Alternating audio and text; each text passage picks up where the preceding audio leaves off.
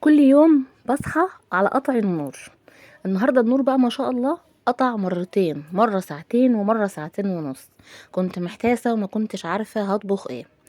المهم صلوا بينا على النبي وتعالوا هنطبخ اكله كده في ثواني كده في السريع. مية مية. حطينا المادة الدهنية سمنة وزيت، وفرمنا بصلاية مع فصين توم، ونزلنا بيهم في الحلة بتاعتنا. هنديهم تقليبة كده سريعة سريعة سريعة. عايزة اقول لكم الاكلة دي انجزتني في ساعة زمن كنت مخلصاها. وهنا كنت بسلق مكرونة عشان هنعمل بيها الاكلة السريعة الحلوة بتاعتنا. صليتوا بينا على النبي، حطيتوا سبسكرايب للقناة، عملتوا اللايك. يلا بينا نكمل. معايا نص كيلو لحمة مفرومة. خلاص، نزلت بيهم في الحلة كده اهوت. وهنبدأ اللي احنا نديهم تعصيجة كده في الحلة. تمام.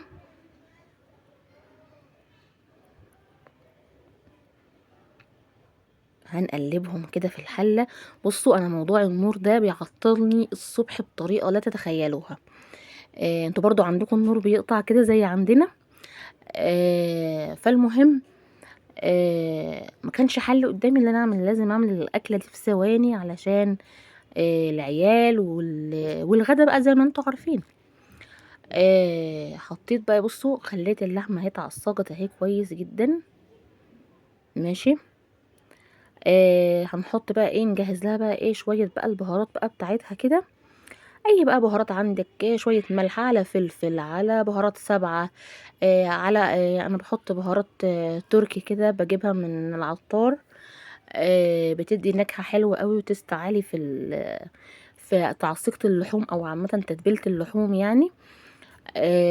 وكمان شويه بابريكا علشان لما طبعا هنعصر طماطم ونحطها على اللحمه، فتبقى مديه لون احمر كده وحلو فيها. خلاص حطيت بهاراتي، قلبت تقليبتي. و المكرونه اهي زي ما انتوا شايفين كده. بصي المكرونه بقى حابه تعمليها بسباكيتي، حابه تعمليها بالمكرونه الصغيره دي، انا دي كانت عندي. فانا ايه الموجود عملته. هي بالطريقه دي او يعني بالمكرونه سباكيتي او بالمكرونه الصغيره حلوه برضو، ما فيش اي مشكله خالص. خلاص. كان عندي نص كيلو طماطم كده ضربتهم في الخلاط ونزلت بيهم زي ما انتوا شايفين كده. هحط بقى ايه، زودت شوية ملح عشان حسيت اللي هي ايه هتبقى دلعة. وطبعا دي صلصة فاين فوز بحطها بتدي برضو ايه، بتخلي الطماطم كده تبقى ايه متسبكة ولونها كده ايه احمر كده وجميل وتقيلة يعني. عايزة اقول لكم ان الاكلة دي يعني عيالي بيعشقوها جدا جدا، وده كان الحل اللي قدامي يعني احنا ما شاء الله النور قطع، وعبال ما رجع كان راجع الساعة 2 ويوم جمعة. يعني ما تخيلوا بقى يرجع النور الساعة 2 ويوم جمعة ده، وانا ما كنتش لسه عملت اي اكل، فده اللي كان الحل اللي قدامي. بس جربوها هتعجبكم جدا، هتنجزك يعني. بصي انجاز رهيب في اي يوم كده انت مزنوقه نازله فيه، وراكي مشاوير عايزه تيجي تعملي اي اكله بسرعه كده، هتيجي تعملي الاكله دي في ساعه زمن وهتدعيلي. خلاص هسيب بقى انا الصلصه تتسبك، والمكرونه خلاص هي كده خلاص دخلت في السوي. هروح بقى ايه طبعا نشله المكرونه دي حطاها في مصفى وصفيه الميه بتاعتها، عبال ما الصلصه بتاعتنا الجميله بصوا هتتسبك كده وتخش بقى في اللون بتاعها الجميل. بصوا زي ما انتوا شايفين كده، بتسيبيها حوالي نص ساعه. تمام. اول حاجه بتبقى نص ساعه في الاول على نار عاليه، وبعد كده بتهدي النار خالص وتسيبيها ايه تعيش مع نفسها. وهوريكم بقى طبعا في نهايه الفيديو الاكله بتاعتنا الجميله.